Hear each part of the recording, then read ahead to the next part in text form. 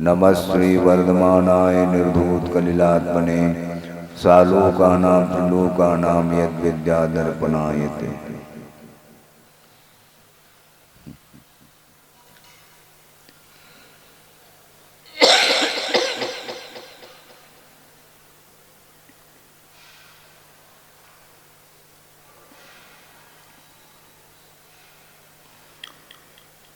आगम का स्वरूप क्या होता है, इसका स्पष्टीकरण अगले श्लोक के अंदर किया गया है। आप्तोपज्ञ मनुल्लंघ्य मदृष्टेष्ट विरोधकम तत्वोपदेशकृत सार्वं शास्त्रं का पथगठनम।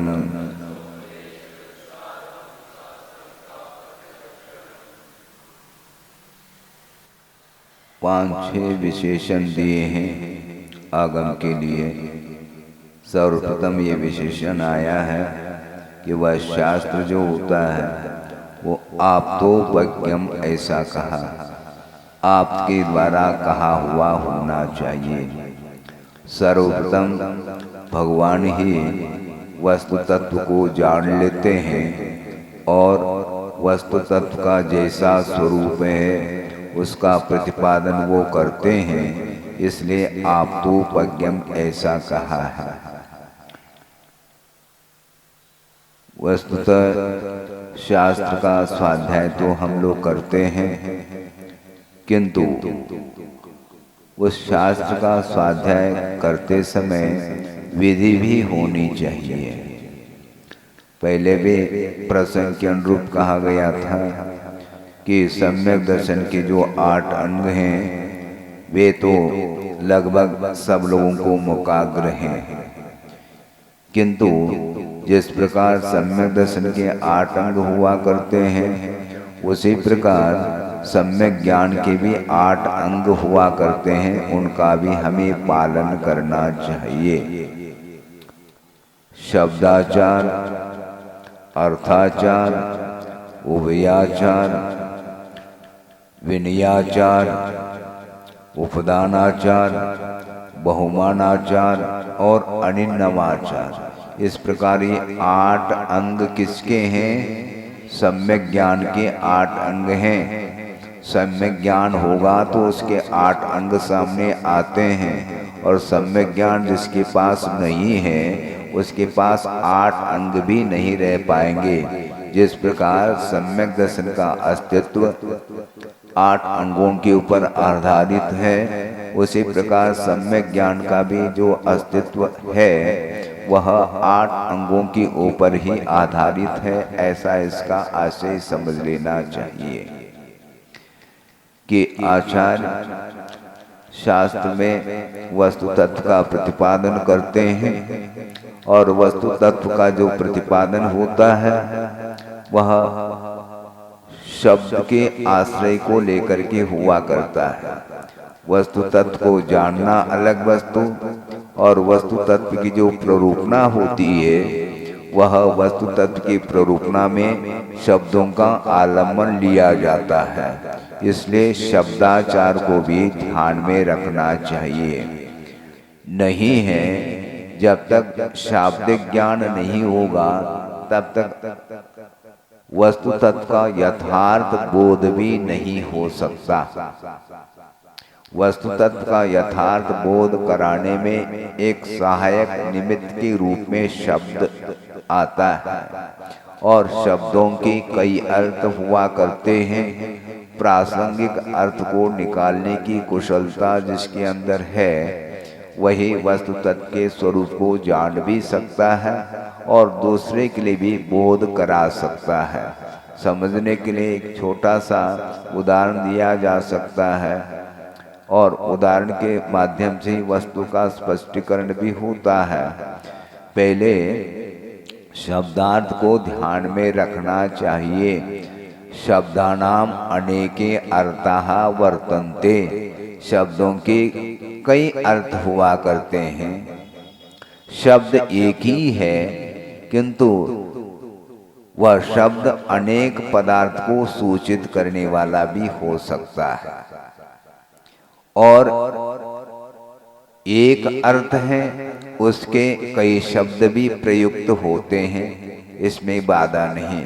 जैसे पृथ्वी के कोशकारों ने लिखा है, उसमें हमें जहाँ तक स्मरण में लगभग 27 जो है पृथ्वी के अर्थ को सूचित करने वाले शब्द हैं। धरा है, धात्री है, वसुंधरा है, अवनी है, क्षमा है, ये सारे उसी पृथ्वी को ही सूचित करने वाले शब्द माने गए हैं। इसी प्रकार कई शब्द हो सकते हैं, एक ही अर्थ को सूचित कर रहे हैं। इसी प्रकार एक शब्द कई अर्थ को सूचित करने वाला भी हो सकता है, होता है। जैसे अज शब्द आता है, आप समझ रहे हैं, गौर करेंगे आप। अज का अर्थ क्या होता है? हाँ, अज का अर्थ बकरा भी होता है और अज का अर्थ पुराना थान हुआ करता है। ये दोनों के लिए अज शब्द का प्रयोग हुआ, किंतु जो विवेकहीन व्यक्ति होता है वह हिंसा अहिंसा का जैसे बोध नहीं है, वह अज का अर्थ बकरा निकाल देता है और उसका यज्ञ चालू हो जाता है। और ये अनादिकालीन ये मिथ्यात्व की परंपरा चली आ रही है। अजेर यष्टव्यम इस प्रकार कहने के फलस्वरूप वहाँ पर यज्ञ के रूप में जो होम किया जा रहा है वह अज का अर्थ पुराना धान होना चाहिए, किंतु मति काम नहीं करती। हाँ, विवेक काम नहीं करता तो वह अर्थ का अनर्थ कर जाता है। इसलिए पहला शब्दाचार रखा गया है, उसके बिना सम्यक ज्ञान प्राप्त ही नहीं हो सकता।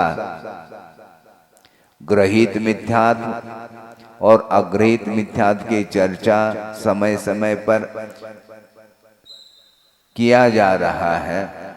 कुगुरु कुदेव कुशास्त्र की उपासना जो करता है वह ग्रहित मिथ्यात्व उसके अंदर आ जाता है, किंतु कुगुरु कुदेव कुशास्त्र की उपासना नहीं करते हुए भी यदि होश हवास के साथ आगम का अर्थ नहीं निकालेंगे तो निश्चित रूप से वह मिथ्यात्व पुनः उदय को प्राप्त होता है।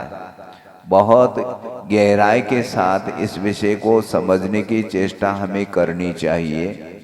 मैं इसलिए कह रहा हूँ कि आप लोग ग्रहित मिथ्यात्व से बचे हुए हैं, लेकिन मात्र ग्रहित मिथ्यात्व से बचने का अर्थ मात्र इतना ही पर्याप्त नहीं, किंतु अग्रहित जो मिथ्यात्व बैठा हुआ है उसको भी समाप्त करने के लिए पुरुषार्थ बहुत आवश्यक है। मैं इसलिए कह रहा हूँ कि बार बार ये आगम के माध्यम से चिंतन का विषय बनता चला जाता है कि भरत और ऐरावत क्षेत्र में काल का प्रभाव पड़ता है। भरत ऐरावतयोर वृद्धि ह्रासो षट समयाभ्याम उत्सर्पिणी अवसर्पिणीभ्याम, ऐसा कहा।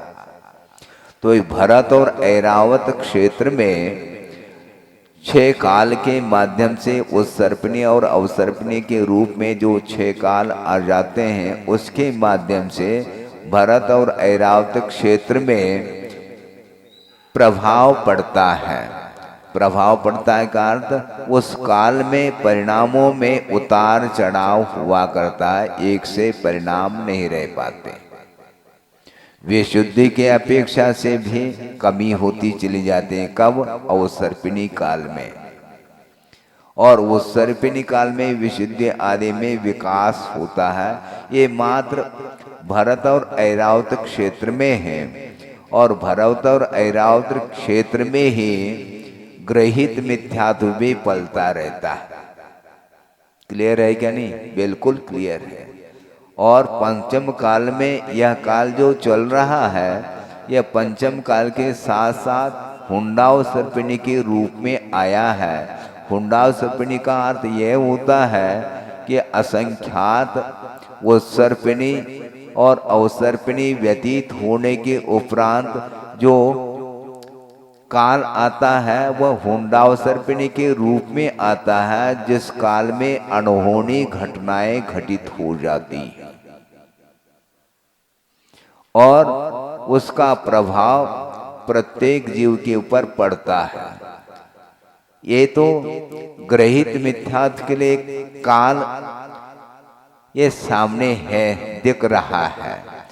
अनायतनों की उपासना हो रही है, उनको कोई रोक नहीं सकता। स्वतंत्रता के साथ वह अपनी मान्यता के अनुरूप उसको धर्म मान करके उपासना करते चले जा रहे हैं और दूसरे के लिए भी उस ओर आकर्षित करने का पुरुषार्थ उनका जारी रहता है।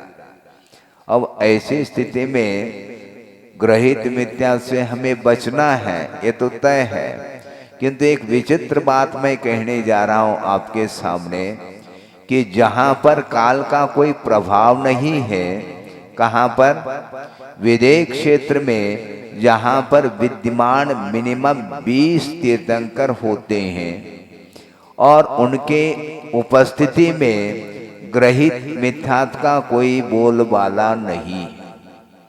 अपनी अपनी मान्यता के अनुरूप अनायतनों की स्थापना करने का वहां पर कोई भी अधिकार नहीं वहां पर, क्योंकि तीर्थंकरों का विचरण होता रहता उस क्षेत्र में। लेकिन समस्या ये जा रही है, ग्रहित मिथ्या से बचना तो फिर भी ठीक है, बचना ही चाहिए, किंतु जहां पर ग्रहित मिथ्यात्व का कोई गंध ही नहीं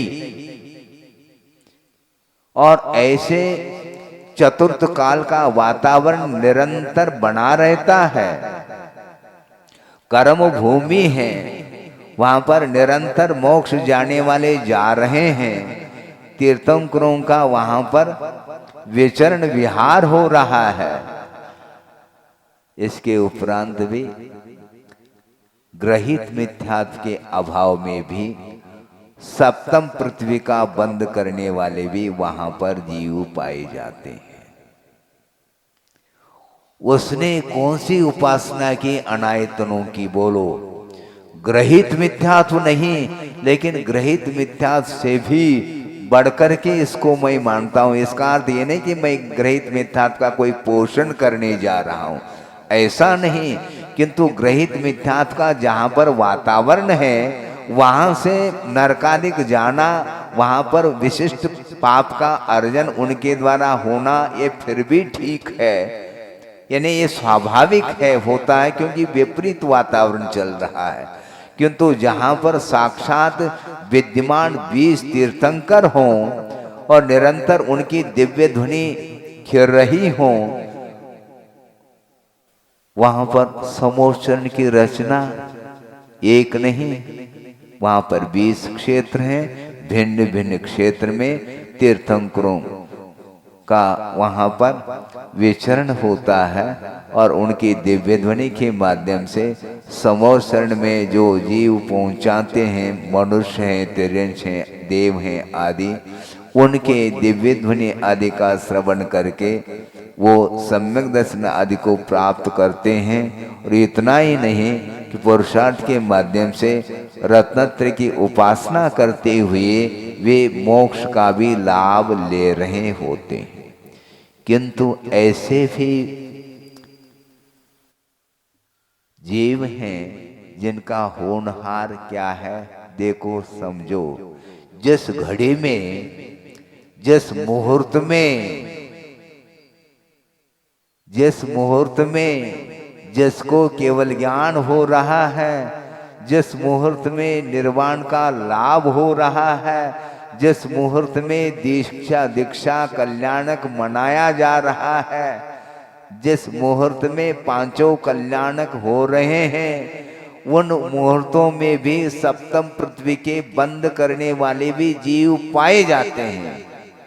इसलिए आगमकारों का ये कहना है, बहुत सावधानी के साथ अपने को चलना चाहिए। इससे स्पष्ट है कि इतना उपयुक्त वातावरण मिलने के उपरांत भी जिस जीव का पतन हो रहा है उसका स्वयं का कितना निकृष्ट पाप कर्म का उदय होगा वह स्वयं एहसास नहीं कर पाएगा, किंतु भगवान कहते हैं उसने बांधा है, कौन क्या कर सकता है। आप सोचो, अधिकरणम जीवा जीवा आप लोग बोलते हैं, बिल्कुल ठीक है। वहां पर कौन सा अधिकरण है? अजीवाधिकरण कौन सा है, जीवाधिकरण कौन सा है, और वीर की विशेषता कौन सी होगी? ये सोचो, विचार करो। ये जितने भी मोक्ष मार्ग संबंधी जो बहिरंग जो साधन हैं वे उपलब्ध होने के उपरांत भी उसका यदि सदुपयोग नहीं करता है तो उसका स्वयं का अंतरंग कर्म इतना बलवान सिद्ध होता है, उसका क्षय करना हसीकेल नहीं है बंधु। निमित्त के अभाव में कोई कार्य नहीं होता, ये हम भी मानते हैं, क्योंकि आगमकार ही कह रहे हैं कोई भी कार्य संपादित होता है उसके लिए अंतरंग कारण भी अनिवार्य आवश्यक हो जाता है। उसी प्रकार बहिरंग कारणों का उपस्थित होना भी उतना ही आवश्यक है, अनिवार्य है। किंतु अनिवार्य होते हुए भी वह कार्य क्यों नहीं हो रहा, इस ओर दृष्टिपात करने की आवश्यकता है। जहाँ पर गणधर परमेष्टि हैं और साक्षात प्रभु विराजमान हैं और उस समोसन में और सामान्य केवली भी विराजमान हैं, रिद्धिधारी अनेक प्रकार के रिद्धियों से संपन्न मुनि महाराज विराजमान हैं, अवधि ज्ञानी भी है, वादी भी है, यानी शास्त्रार्थ करने की क्षमता रखने वाले भी श्रमण है, रिद्धि संपन्न है। इनके बीच में रहते हुए भी व्यक्ति का सुधार जो होगा वह उपादान के ऊपर ही निर्धारित है। उनका प्रभाव प्रत्येक व्यक्ति के ऊपर क्यों नहीं पड़ पा रहा, यह विचारणीय विषय है। समझ रहे हैं क्या? नहीं, बिल्कुल ठीक है। अब सोचो, मैं किसी बात का निषेध नहीं करता, किंतु विधान किया गया है कि सारे निमित्त उपलब्ध होने के उपरांत भी प्रभाव क्यों नहीं पड़ रहा है। तो आचार्य कहते हैं शब्दों का प्रभाव पड़े अनिवार्य नहीं। उपादान यदि स्वयं का है, स्वयं यदि भीगा हुआ है तो उसको भिगोया जा सकता है। हाँ। आप चना है और कोई भी ज्वार है और कोई भी मूंग इत्यादि भिगोने के लिए रख देते हैं शाम को, और रात भर वह भीग करके फूल जाते हैं, किंतु उसमें कुछ ऐसे भी चने अथवा मूंग आदि होते हैं वह भीग नहीं पाते। क्यों? उसका स्वभाव भीगना नहीं। एक टर्रा मूंग होता, हाँ, घोलडू मूंग भी बोलते हैं उसको, कहीं कहीं क्षेत्र में उसको टर्रा मूंग बोलते हैं। उसको आप सुबह से लेकर के शाम तक आप पानी में रखो और नीचे से अग्नि आप प्रज्वलित कर लो, किंतु वह सारे मूंग अथवा चने सीज जाएंगे, पक जाएंगे, किंतु वह टर्रा मूंग अथवा चना जो भी हो वह पक नहीं सकता, किंतु उसमें पकने की क्षमता ही नहीं है। इसी को अभव्य बोलते हैं। जिनका अभी तक कल्याण नहीं हुआ वो सारे अभव्य हैं, ऐसा नहीं कहा जा रहा, किंतु नियम रूप से जो नहीं भीगेंगे उनके लिए अभव्य की संज्ञा प्राप्त है। किंतु जिस प्रकार अभव्य को मोक्ष नहीं हुआ न होगा, उसी प्रकार कुछ भव्य भी तो है इस संसार में जो अभी तक सीज नहीं पाए। सीजने की क्षमता तो है किंतु पुरुषार्थ नहीं किया गया। सोचो विचार करो, क्या उनके लिए निमित्त नहीं मिला है क्या? अनादि मिथ्या दृष्टि, जिसका जीवन अनंत काल अतीत का व्यतीत हुआ, जिसमें उसने एक बार भी सम्यक को उपलब्ध नहीं किया, क्या निमित्त नहीं मिले उसको? मुनिवृतधार अनंत बार ग्रेविक उपजायो, ये बताया जा रहा है। तो अभव ही जाता है क्या नवे ग्रेविक? भव्य भी जाता है। तो नवे ग्रेविक जाने के लिए निमित्त नहीं मिला है क्या? जिनलिंग को भी धारण किया, तो जिनलिंग को धारण करके जब वह अनंत बार ग्रेविक को प्राप्त किया,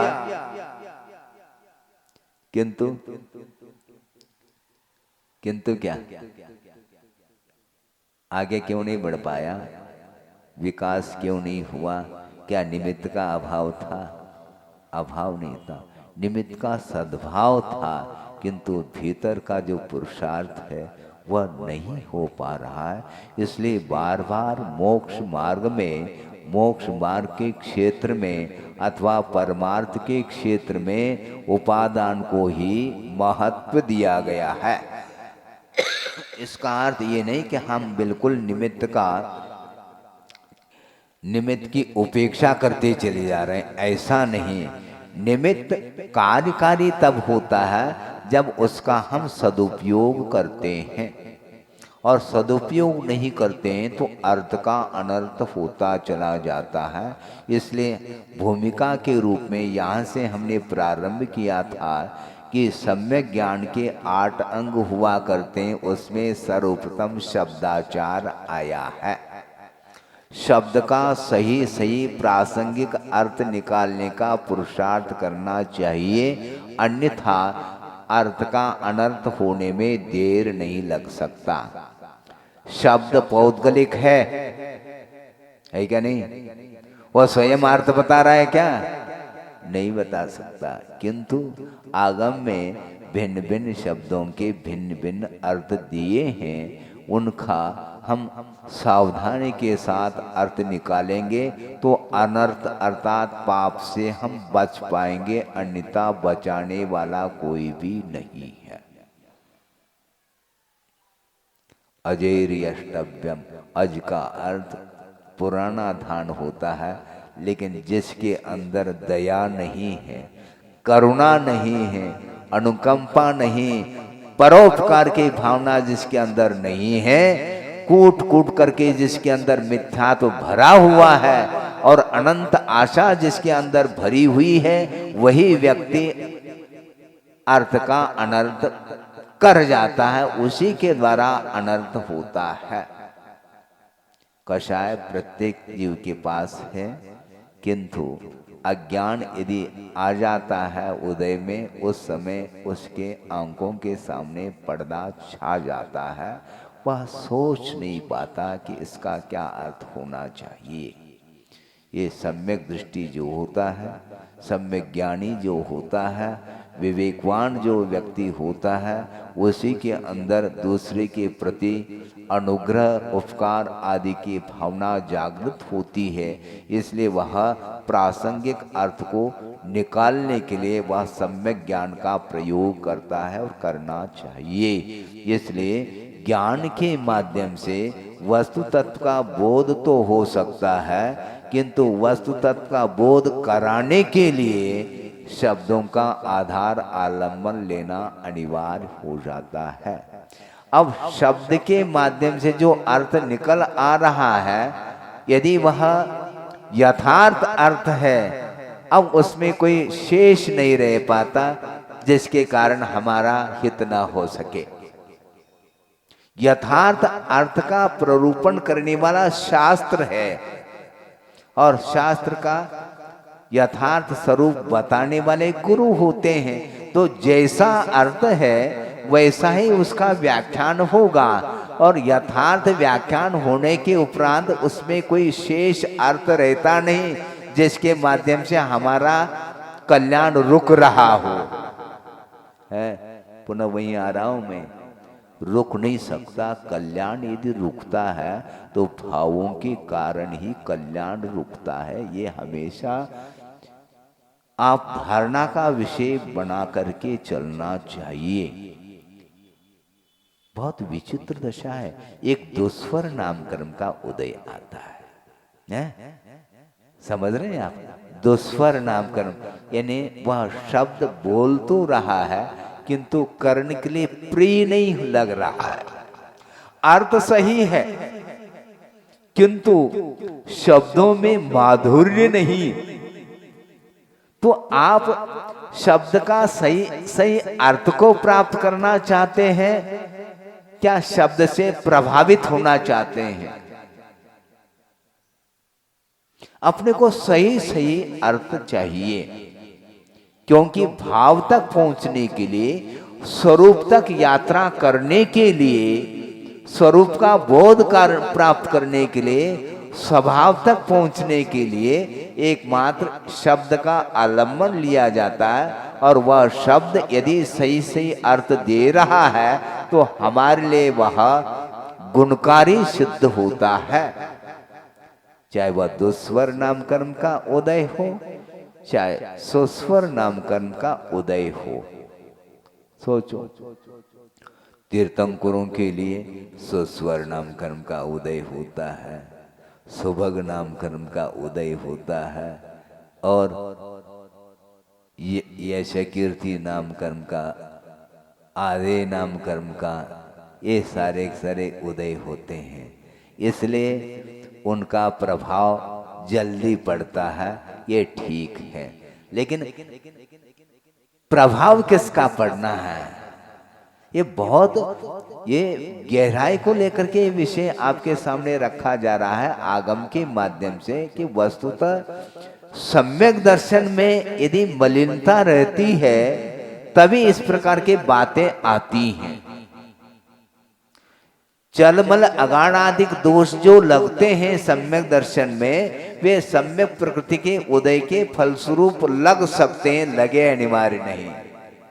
जब प्रतिमा के सामने भी हम जब खड़े हो जाते हैं तो हमारे अंदर ये भाव आ जाता है, ये मनोज्ञ प्रतिमा है और ये प्रतिमा इसके मुताबिक मनोज्ञ नहीं है। अब दोनों प्रतिमाएं वीतरागी है, सराग प्रतिमा कोई भी नहीं उसमें, लेकिन दोनों वीतराग प्रतिमा है और प्रतिष्ठा पाठ के अनुरूप वो दोनों प्रतिष्ठित हैं।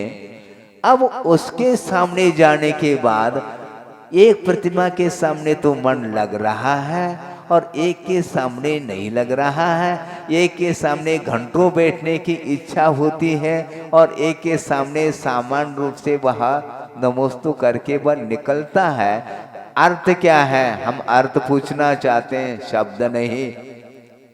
बोलो आप, हाँ, ये सब क्या है?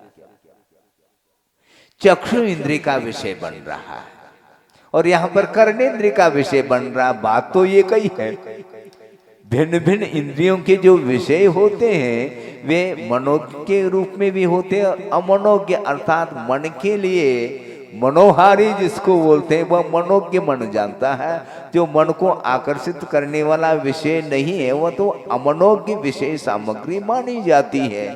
तो पंचेंद्र के विषयों में इस प्रकार की परिकल्पना तो फिर भी ठीक है राग होने के कारण, किंतु परमार्थ क्षेत्र में देवगुरु शास्त्र के प्रसंग में भी हमारे अंदर मनोज्ञ और अमनोज्ञ की परिकल्पना समाप्त नहीं हो पा रही है। इसमें दोष किसका है? दोष सम्यक दर्शन में जो मल उत्पन्न कर रहा है, सम्यक प्रकृति के कारण इस प्रकार के परिणाम हो रहे, नहीं होना चाहिए। ये अलग वस्तु, एक का प्रभाव पड़ रहा है एक का नहीं पड़ रहा। ये सुस्वर नाम कर्म, दुस्वर नाम कर्म, आदे नाम कर्म, अनादे नाम कर्म, सुभग दुर्भग, बहुत सारे प्रशस्त प्रकृतियों का किसी के पास उदय चल रहा है, किसी के पास अप्रशस्त प्रकृतियों का उदय चल रहा है। उसके कारण प्रभाव में अंतर आ रहा है, किंतु वस्तुतः परमार्थ दृष्टि से देखेंगे तो वस्तु में कोई भी अंतर नहीं है। चाहे वह केवली भगवान के द्वारा उपदिष्ट विषय हो, चाहे गणधर परमेष्ठी के द्वारा उपदिष्ट विषय हो, चाहे और कोई भी उत्तरवर्ती आचार्यों के द्वारा उपदिष्ट विषय हो, विषय आगम के अनुरूप होना चाहिए। तो आगम के अनुरूप यदि वस्तु तत्व का प्रतिपादन हो रहा है और सुनने में आ रहा है, फिर अब प्रभाव और अप्रभाव की बात नहीं उठनी चाहिए। यदि मन में भाव आता है तो इसमें इतना ही समझ लेना चाहिए, इससे ज्यादा और कोई विषय हमें तो अभी फिलहाल समझ में नहीं आ रहा है, क्योंकि श्रुत तो अनंत है, कहाँ तक हम गहराई तक पहुँच पाएंगे, क्योंकि प्रभाव डालना बहुत कठिन होता है। मान लो 13वें गुणस्थान में भी दोस्वर नामकर्म का उदय है तो उनका भी शायद प्रभाव कम पड़ पाएगा। हुंडक संस्थान का उदय 13वें गुणस्थान में बताया। कर्म सिद्धांत याद है क्या, भूल गए? हाँ। हुंडक संस्थान का अर्थ होता है अंगोपांग तो यथावत है, किंतु उसमें कुरूपता है, विद्रूपता है, वक्रता है, अष्टांग वक्र जिसको बोलते हैं। देखते ही मन घबरा जाता है, ये कौन सा रूप है, हा? किंतु उस रूप के द्वारा हमें मोक्ष मार्ग में कोई बाधा नहीं। मोक्ष मार्ग में दीर्घ शनन की आवश्यकता है, वज्र विषम नाराज शनन की आवश्यकता है मोक्ष मार्ग में, उसके बिना मुक्ति उसको नहीं मिलेगी। किंतु जो 6 संस्थान हैं, यानी शरीर के आकार प्रकार के अपेक्षा से 6 भेद किए हैं, उसमें एक हुंडक संस्थान नाम का एक संस्थान है, जिसके उदय में उसका शरीर अष्टांग वक्र को लेकर के होता है, उसमें विद्रूपता देखने में आती है। और एक स्थान पर उल्लेख भी आया है दुर्दर्शमाना हुंड संस्थाना, ऐसा देखने के लिए चले जाएं तो वह दुर्दर्शमान, देखने योग्य नहीं। ऐसा कहाँ पर? नरकों में हुंडक संस्थान ही होता है। वही हाल यहाँ पर रहेगा उसका। इसके उपरांत में आचार्य कहते हैं मोक्ष मार्ग में संस्थान कोई भी हो सकता है, कोई हमें बाधा नहीं, किंतु सहनन उत्तम होना चाहिए, उसमें भी प्रथम सहनन का उदय होना चाहिए। तो मैं ये कह रहा था कि शरीर की आकृति मॉडल को लेकर के मन आकर्षित होता है, इसलिए यह मनोज्ञ है, यह अमनोज्ञ है इत्यादि व परिकल्पना होती चली जाती है। जबकि वीतरागी व प्रतिमा है, उसमें किसी भी प्रकार से रागांश नहीं है, किंतु मन में रागांश होने के कारण आरोप उसके ऊपर चला जा रहा है। आ रहा हमें पूछना चाहते हैं समझने के लिए, ये आप जानते हैं बूंदी की लड्डू होती हाँ, अब मुकुट सप्तमी आ रही है, निर्वाण लाडू चढ़ाएंगे आप, हाँ, बूंदी और वह लड्डू आपने बनाया है, गोल बनाया है, इसलिए अच्छा लग रहा है। और मान लो थोड़ा चपटा बन गया तो ये ठीक नहीं बना, लेकिन रस की दृष्टि से दोनों समान। आ रहा क्या नहीं? ये आना चाहिए।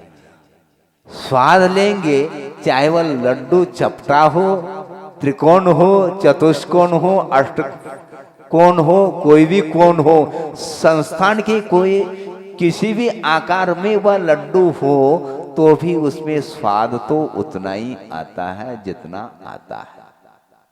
खांड की रोटी है, कहीं से भी आप तोड़ करके खा लो, वह मीठा ही लगेगा। उसी प्रकार परमार्थ की ओर दृष्टि रखेंगे, शब्द कोई भी हो, स्वर चाहे सुस्वर हो चाहे दुस्वर हो, अर्थ की ओर दृष्टि रखो तो वह परमार्थ सामने आ सकता है। इसलिए अब भविष्य में इस प्रकार भाव न लाएं, किंतु आ भी जाता है तो वह क्षोभम संवेदन का एक प्रभाव मान करके हम आगे बढ़ना चाहते हैं। इससे और कोई भी इसमें विषय अवशिष्ट नहीं रहता मेरे ख्याल से। यदि हो तो आप ले आ सकते हैं। तो इसलिए मैं ये कह रहा था कि शब्दों का आलम्बन लेकर के अर्थ तक हम पहुंचते हैं और अर्थ का सही सही बोध होने के उपरांत वह स्वरूप में चला जाता है, तब वह संवेदन हो पाता, अन्यथा नहीं। इसलिए शास्त्र, कौन सा शास्त्र समीचीन है? तो आपके द्वारा बताया हुआ जो शास्त्र है, आप तो पज्ञम ऐसा कहा, आर्षवाणी होनी चाहिए। आर्ष का ऋषि संबंधी जो वाणी है उसका नाम आर्षवाणी कहा। तो अस्य मूल ग्रंथ कर्ता श्री सर्वज्ञ देवाहा। फिर बाद में तदुत्तर ग्रंथ कर्ता श्री गणधर देवा, फिर प्रतिगणधर देवा, फिर तेषाम वचोनुसारम आसाद्य आदि आदि उत्तरवर्ती आचार्य आ जाएंगे। तो इसलिए हम कहना ये चाहते हैं कि उत्तरवर्ती जो आचार्य हुए हैं उनकी वाणी में अप्रामाणिकता हो, जो पूर्ववर्ती आचार्य है वही प्रामाणिक हो, ऐसा नहीं। वक्तो प्रामाण्यात वचन प्रामाण्यम ऐसा कहा। वक्ता में यदि प्रामाणिकता है तो वचनों में निश्चित रूप से प्रामाणिकता आती है, भले ही वह शब्द प्रभावक हो अथवा न हो, इससे कोई प्रयोजन सिद्ध नहीं होने वाला। किंतु वक्ता में प्रामाणिकता जो आती है वह वीतरागता के माध्यम से आती है। इसलिए जिनवाणी के माध्यम से हम जो भी पदार्थ को जानते हैं उसके माध्यम से वस्तु तत्व का यथार्थ बोध इसलिए होता है क्योंकि वक्ता की प्रामाणिकता है। इसलिए आप तो पज्ञम का अर्थ भगवान के द्वारा ये उपदिष्ट है, पहला ज्ञात हुआ है, फिर बाद में उसका दिव्य ध्वनि के माध्यम से उन्होंने हम लोगों के लिए वस्तु तत्व का प्रतिपादन किया है। इस प्रकार आप तो पज्ञम ऐसा कहा। इसलिए शुरुआत में हमने प्रारंभ किया था कि शब्दाचार को कभी भी भूलना नहीं चाहिए। मधुर शब्दों का प्रयोग करिए, किंतु आशय भी मधुर होना चाहिए। आशय में यदि कठोरता है तो शब्दों की मधुरता से कोई भी कार्य संपादित नहीं होने वाला। हाँ, एक प्रसंग याद आ रहा था श्लोक की अपेक्षा से। धारयन्त्यमृतम वाची हृदि हालाहलम विषम। ये दो ही पंक्ति आवश्यक है, हमें प्रासंगिक है। धारयन्ति अमृतम कुत्र वाची, वचनों में वह अमृत को धारण कर रहा है, मीठे मीठे वचनों का प्रयोग कर रहा है, किंतु हृदय हालाहलम विषम कहा। हृदय में जो हलाहल विष को धारण कर रहा है उसके मुख से अमृत भी झर जाए, किंतु वचनों में अमृत है, किंतु भावों में विष घुला हुआ है। तो इस प्रकार यदि भाव लेकर के आप कुछ प्रतिपादन करना चाहो तो उसके माध्यम से किसी का भी हित नहीं होने वाला है। समझ में आ रहा है क्या? नहीं? हाँ, ये बहुत अच्छे, हाँ, इनकी वचनों में बहुत मिठास है महाराज। हाँ ठीक है, लेकिन हृदय में मिठास होना चाहिए। हृदय में कल्याण की भावना कूट कूट करके भरी हुई होनी चाहिए, तब जा करके उसके शब्द कैसे भी निकले हमें कोई प्रयोजन नहीं। क्योंकि दो स्वर नाम कर्म का भी उदय हो सकता है, सो स्वर नाम कर्म का भी उदय हो सकता है, ये अलग वस्तु। किंतु आशय जिसका, भाव जिसका अमृतमय है, उसके माध्यम से ही कल्याण हो सकता है। उनके वचनों में ही वह शास्त्र समीचीन शास्त्र का रूप ले लेता है, वह वचन ए धंडक को। इसलिए गुरु वैनम ऐसा कहा। गुरु के वचनों में हमेशा मिठास भरा हुआ रहता है। क्यों? उनके वचन हमेशा कल्याणकारी हुआ करते। गुरु कभी भी किसी का भी अकल्याण अथवा अहित नहीं जा सकते। इसलिए उनके वचनों को स्वप्न में भी हमें उनकी उपेक्षा नहीं करनी चाहिए। निरंतर गुरु के वचन सर्वोपरि, आगम के वचन सर्वोपरि, भगवान के वचन भी सर्वोपरि। जैसा उन्होंने कहा वैसा हमें स्वीकार हृदय से ग्रहण कर लेना चाहिए, उसके बिना कल्याण नहीं हो सकता। इसलिए शब्दाचार आता है, फिर बाद में अर्थाचार आता है। शब्द में मिठास है, किंतु उसका अर्थ यदि मान लो भिन्न निकल रहा है तो वह हमारे लिए उपयोगी नहीं हो सकता। जैसे अजेर यष्टव्यम ऐसा कहा, अज का अर्थ बकरा भी हो रहा है और अज का अर्थ वह पुराना जो थान है वह है। इसलिए हमें दूसरे का कल्याण करना है तो उस प्रकार के वचनों का हमें प्रयोग करना चाहिए जिसके माध्यम से संसार का विच्छेद हो सके। इसलिए आप तो पलग्यम ऐसा कहा। और इसके उपरांत एक ही विशेषण हुआ है और 9:30 बज गए हैं। और कितना प्रभाव डालना चाहिए हम बताओ, हम या आप। और इसे ज्यादा नहीं डाला जाता। प्रभाव वस्तुतः प्रभाव जो पड़ता है उसके भीतर जो रहता है पुण्य, उसके भीतर जो निर्मलता रहती है, इसलिए उसको वह प्रभावकारी सिद्ध होते हैं। ये चलमल अगाड़ादिक जो दोष लगते हैं ये सम्यक प्रकृति की देन है। ये वो लगते हैं, लगे अनिवार्य नहीं, लगने में सम्यक प्रकृति का उदय ही एकमात्र कारण है ऐसा कहा। इसलिए गुरुदेव बार बार कहते हैं, उनके चरणों में जाते हैं, महाराज हम प्रतिमा स्थापित करना चाहते हैं, कौन सी प्रतिमा स्थापित करें हम। मन में विकल्प होता है तो शांतिनाथ भगवान की प्रतिमा को स्थापित करो ऐसा कहेंगे तो अन्य प्रतिमाओं के, अन्य तीर्थंकरों के प्रति हमारा क्या भाव आएगा। मन में भाव तो आता है। इसलिए कई बार कह भी देते हैं, क्योंकि गृहस्थ की भूमिका है। अब हम क्या कह सकते हैं, पहला तुम ही देख लो, 24 भगवान हैं, कोई भी तुम स्थापित कर सकते हो, फिर भी महाराज आपके मुख से हम चाहते हैं। तो बहुत प्रफुल्लित मन हो लेकर के आया है तो ठीक है, उसकी भावना है, उसका समर्थन करना एक अलग वस्तु। चलो ठीक है, तुम शांतिनाथ भगवान की प्रतिमा स्थापित कर लो अथवा और कोई भी कर लो, लेकिन इसके पीछे आशय क्या है आचार्यों का। इसका अर्थ ये नहीं कह रहे हैं कि वह अन्य तीर्थंकरों की जो है प्रति उनका कोई हार्दिक भाव ही नहीं, उपासना का भाव नहीं, ऐसा नहीं। किंतु जो राग की भूमिका में रहता है, गृहस्थ है, उसके लिए ये आकर्षण का केंद्र बनता है। इसमें कोई बाधा नहीं। बाधा नहीं इसका अर्थ यह है गुण है ऐसा नहीं है, ध्यान रखो। गुण को गुण के रूप में स्वीकार करो और दोष को दोष के रूप में स्वीकार करना चाहिए, तब कहीं जाकर के हमारा सम्यक दर्शन टिक सकता है। क्षम्य है ये अलग वस्तु, किंतु उसका प्रावधान नहीं।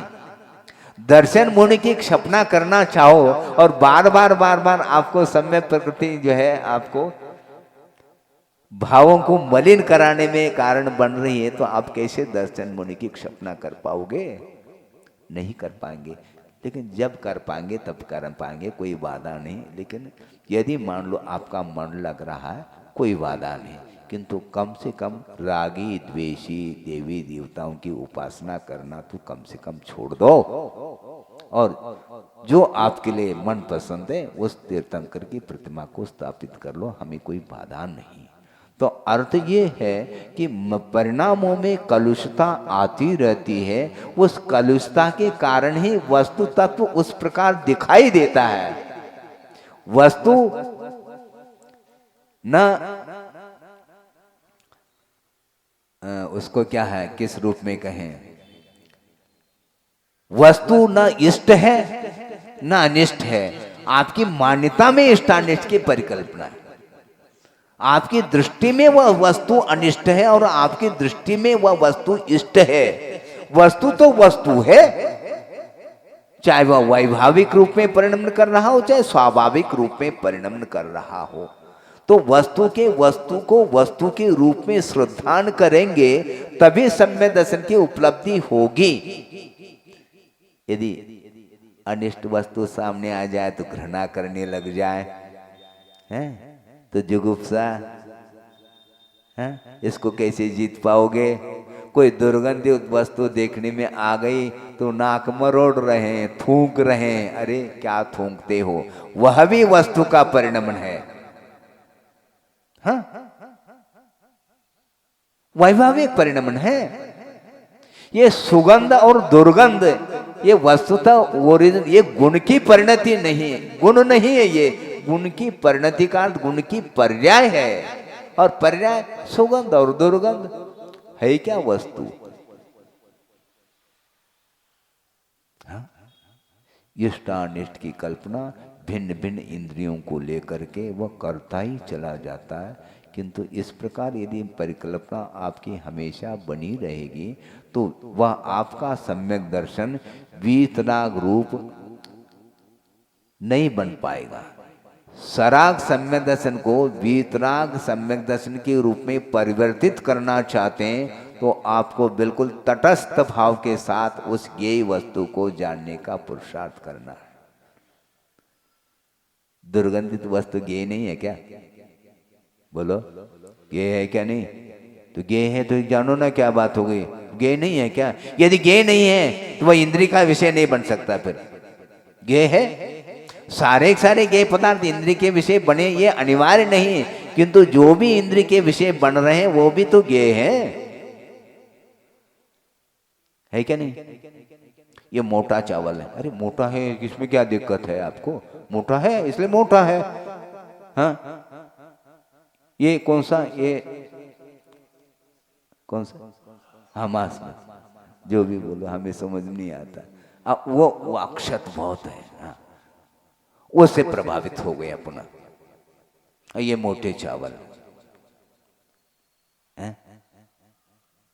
इसी प्रकार वस्तु तत्व की दृष्टिपात तो करो, तो भीतर पहुंचने का प्रयास करो। ये सारे बाहरी जो पर्याय रूप जो देखने में आ रहा है वह वस्तुतः वस्तु का स्वरूप नहीं है, उसकी वैभाविक परिणति है। तो वैभाविक भी परिणति वह द्रव्य की तो है, वह भी स्वभाव है। यानी विभाव को भी स्वभाव माना है। जो 21 स्वभाव गिनाए हैं आला पद्धति में, उसमें विभाव स्वभाव कहा। यानी विभाव भी नेचर है। स्वभाव का अर्थ नेचर, विभाव स्वभाव और स्वभाव स्वभाव, शुद्ध स्वभाव अशुद्ध स्वभाव। स्वभाव का अर्थ अपना भाव, अपनी परिणति, अपनी पर्याय, चाहे वह वैभाविक हो चाहे स्वाभाविक हो। तो वैभाविक पर्याय को देख करके नाक मरोड़ना और स्वाभाविक पर्याय को देख करके नाक फुलाना, ये स्वाभाविक पर्याय है क्या? सुगंध मुझे बोलो, स्वाभाविक पर्याय है? क्योंकि वह भी स्कंद की ही पर्याय है। क्योंकि परमाणु न सुगंधित है न दुर्गंधित है। परमाणु है, वह घ्राणेन्द्र का विषय बन ही नहीं सकता। तो घ्राणेन्द्र का विषय मल भी बन रहा है और घ्राणेन्द्र का विषय एक सुगंधित फूल भी बन रहा है, किंतु वह परिणति, वह गंध गुण की परिणति है। उसको लेकर के इष्टानिष्ट की कल्पना करता रहता है, इसलिए वह अपनी भूमिका से नीचे उतर आता है। वीतरागता है मान लो वर्तमान में, पुनः यदि मान लो पर्याय से आकर्षित हो गया मन, तो वह वीतराग संवेदन पुनः सराग के रूप में ढलेगा। और ज्यादा मान लो आकर्षित होते चले जाएंगे, विकर्षित होते चले जाएंगे, तो वह निम्न स्तर का यदि कषाय का उदय आ जाएगा तो सराग संवेदन भी समाप्त हो सकता है। इसलिए इतना ही मैं कहना चाहता हूँ कि यह शास्त्र का जो स्वरूप है बताया जा रहा है कि आगम का क्या स्वरूप है, उसको अच्छे ढंग से आप मनोयोग के साथ समझने का प्रयास करो और उसके अनुरूप ही वस्तु तत्व को जानने का पुरुषार्थ करना चाहिए। स्वार्थ परायणता के साथ संसारी प्राणी आगम का अध्ययन तो करता है, किंतु अपने लिए जो प्रिय विषय है उसी को ग्रहण करता है, बाकी सब छोड़ देता है। ये गलत है। इसलिए पूर्वा पर विचार करके ही अध्ययन करना चाहिए, क्योंकि वस्तु तत्व का जो स्वरूप का प्रतिपादन जो किया है वह सर्वांगीण, वह विषय का प्ररूपण है। उसमें जो आपके लिए अच्छा लगता है उसको ग्रहण कर लिया, जो अच्छा लग रहा है वह शास्त्र नहीं है, ध्यान रखो। यदि शास्त्र मानोगे तो उसके माध्यम से अहित नहीं होना चाहिए। समय मिल जाए तो और विशेष विचार करके चिंतन करके कुछ विषय दिया जा सकता है। एक विशेषण को लेकर के आपके सामने विषय रखा गया है कि वीतरागी जो प्रभु हैं उनके द्वारा जो ज्ञात वस्तु है वही सम्यक ज्ञान, केवल ज्ञान के रूप में है, वो उनका ज्ञान और वह प्रामाणिक है और वह सकल प्रत्यक्ष के रूप में है। इसके ऊपर भी कुछ प्रकाश डाला जा सकता है और उनके द्वारा सर्वप्रथम कहा गया है, इसलिए सर्वज्ञ से प्रथम उक्ति ही ऐसा कहा। सर्वज्ञ भगवान के द्वारा सर्वप्रथम कहा गया यह विषय है, इसलिए आप तो पज्ञम ऐसा कहा है, इतना ही पर्याप्त है। अहिंसा परमो धर्म की जय।